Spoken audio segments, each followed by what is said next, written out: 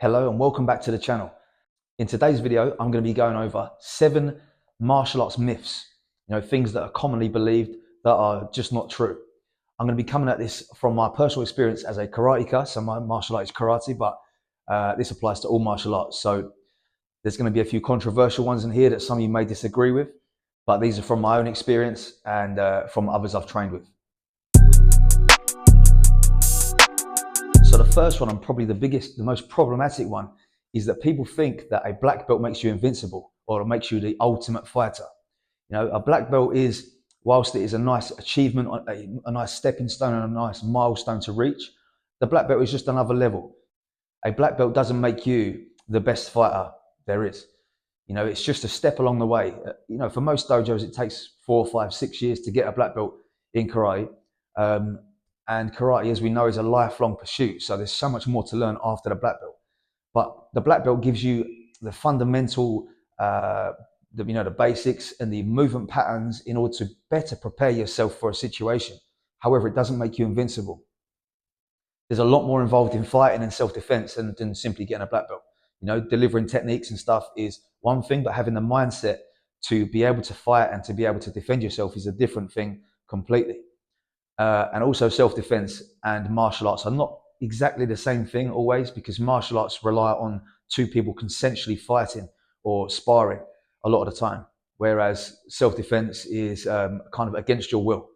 You're defending yourself and you have to get out of a situation and you weren't prepared to get into that situation in the first place.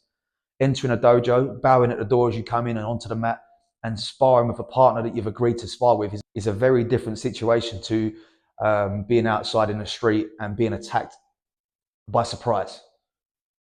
So again, as much as it's a nice milestone to reach, the black belt is simply just a step along the way. Second myth, and the one that I've addressed quite a few times on my channel here, is that weight training and martial arts don't go together.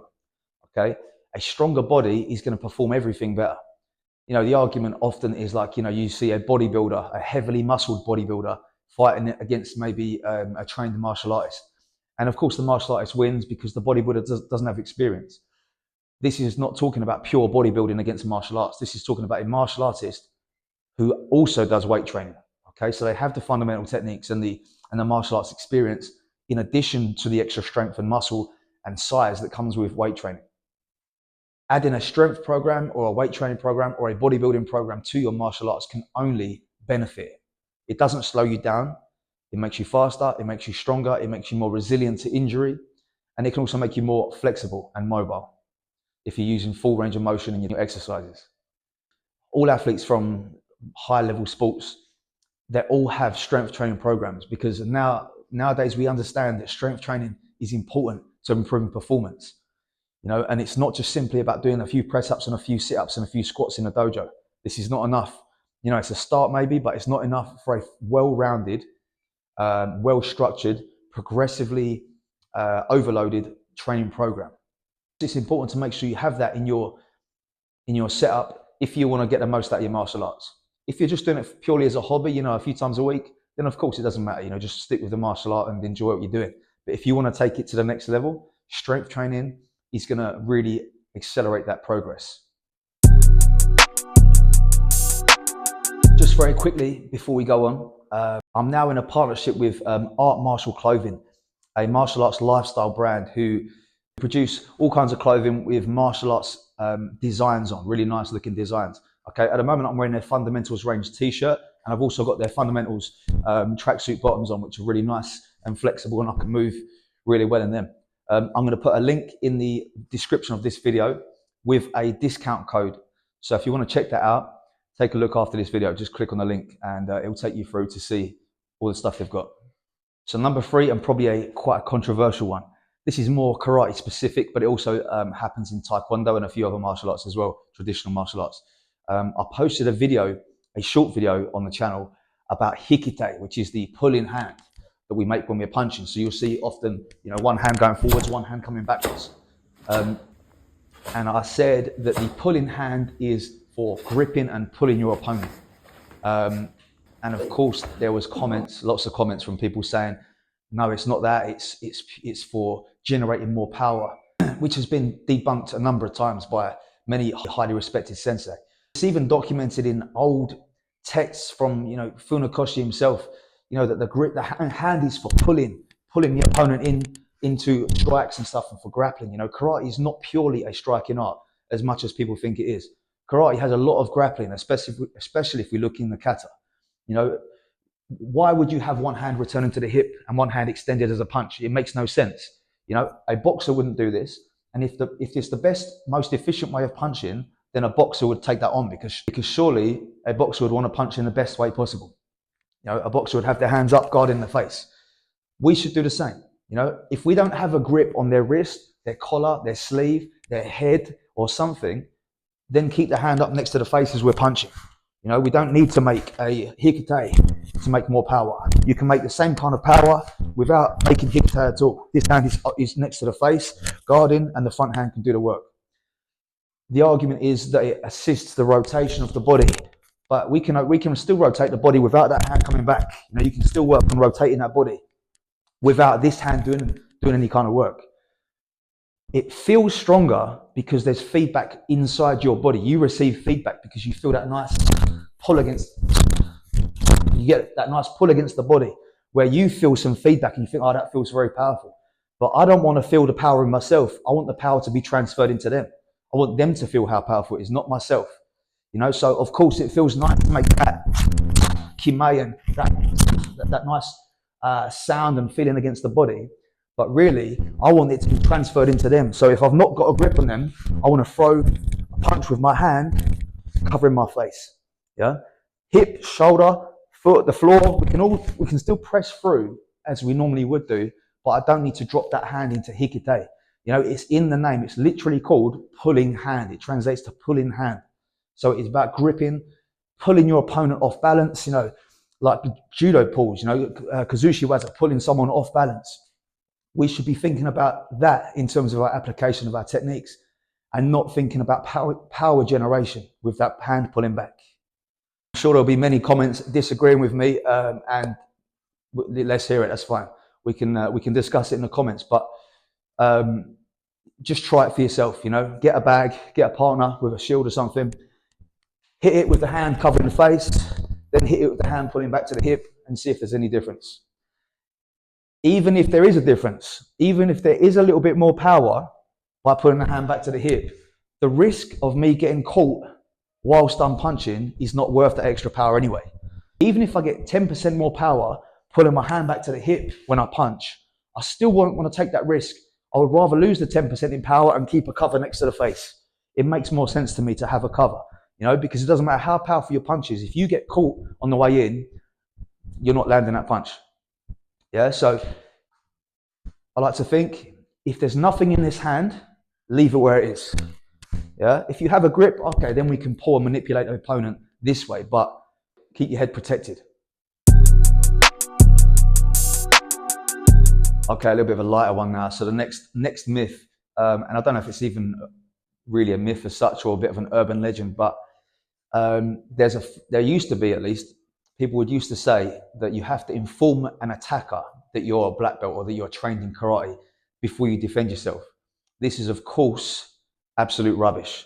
I don't know how that really originated, but if you're going to defend yourself, you have to defend yourself, and telling them that you're a black belt is not going to de-escalate the situation at all. For a start, if you do have the opportunity to talk to somebody before they're attacking you, you want to try and de-escalate in different ways.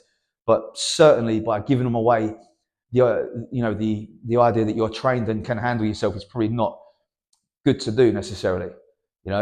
If you're attacked, you have to react with a trained response that is reasonable, that fits the law. But of course, the most important thing is to go home safe. I used to hear it quite a lot. It's a silly one and has no backing as far as I'm aware. Not in the UK anyway. Okay, myth number 5 is that you have to be young to start martial arts. This couldn't be further from the truth. And in fact, I generally prefer my students to start a little bit later because they have a better understanding from the very beginning. I don't really take children from 4 or 5 years old as such, because they're just not mature enough to understand the concepts that we're trying to teach. And also what happens then is Often the kids start early and they kind of burn out by the time they're 8 or 9, and that's it.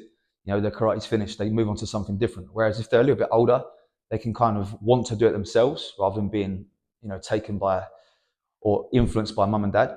And they can enjoy it. You know, they can understand what they're doing, and they can build a better foundation as a result of that. But a lot of my students have started as adults, you know, in their 30s, 40s, 50s even, and have gained a hell of a lot from karate.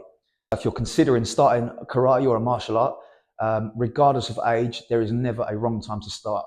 You know, you'll never be younger than today, so just get going. Try a class out, try a few classes out, see what you like, and you know, you'll 3-4 months time, momentum will be taking over, and you'll be on your way. Number 6 is closely related to the last point, actually, that you have to be very flexible to be a martial artist, or you have to be very flexible to be good at martial arts. This is also not true. You know, of course, it helps to be flexible and to be able to do the splits and all this kind of thing. But karate and most martial arts, in fact, all martial arts, are not about kicking high, you know, flashy high kicks. The most effective techniques are techniques you can do without a warm-up. Because, of course, if you're going to try and defend yourself, you've not got the luxury or the opportunity to warm up beforehand. So flexibility is nice. Of course, it's good for your health to be more mobile, more flexible, and it's of course more enjoyable to be able to throw higher kicks and stuff, but absolutely not essential to be able to throw those kind of kicks. You know, low kicks, you know, stamping kicks into the legs, groin kicks, snapping kicks into the groin, knees, elbows, all this kind of thing. Close range stuff is the most effective stuff. Yeah, so don't worry about doing the splits. I can't do a full split myself. I've never been able to get all the way down to the ground, you know, very close, but not completely down to the ground. Different people's hip structures are different. Some people's hips will allow it a little bit easier. Others may not. It hasn't affected me. You know, my kicks are fine, and my karate has not been affected as a result of that. There's a lot more that goes into being a good martial artist than simply high, flexible kicks.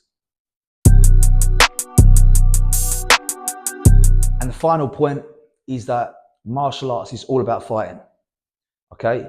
It's not all about fighting. Of course, it is based in fighting techniques and strategies and concepts, but there's a lot more to it and a lot more to be gained from it than simply just being able to fight. You know, if you want to just be able to fight, you could just all meet up with a group of people and fight each other for an hour, a few times a week, and you know, you'd get pretty good at fighting. There's a lot more to it, especially in the traditional martial arts. You know, the kind of through the development of, you know, training technique and kata and the respect that comes with it. It has a lot more benefits than simply just learning to fight. If we are training, say, 3 or 4 times a week in karate for your entire life, and all you're doing it for is to prepare for somebody to maybe attack you one day, or to maybe, you know, have a fight, then it seems like quite a wasted life, really, doesn't it? You know, if you're constantly paranoid about getting attacked, maybe there's different things you could do to sort of prevent that, rather than dedicating your entire life to training 4 or 5 times a week in karate. You know, of course, training in a martial art and having the correct approach to training is going to increase your chances in a self-defense situation or in a fight. But there's so many more benefits to be gained from training in martial arts over a long period of time. I said earlier, you know, the mobility, the mental side that comes with it. You know, confidence, like self-confidence, self-belief, you know, achieving things periodically can do wonders for your confidence. The social side, you know, meeting other people, having time to yourself, because a lot of people are just going to work, coming home, going to work, coming home. You know, having something else in your life that you can kind of focus on and escape from that kind of life is also really beneficial mentally. You know, the exercise benefits that we all know, you know, better cardiovascular health, better muscular strength and endurance, all these kind of things make up the whole of martial arts. You know, so martial arts is of course about fighting, but it's about a whole lot more as well. Go and check out some of my other videos on here. Click on my channel, go and check them out. Again, check out the Art Martial clothing brand. Maybe get yourself something or somebody else for Christmas. That discount code and link will be in my video description. So I'll see you next time. Thank you very much.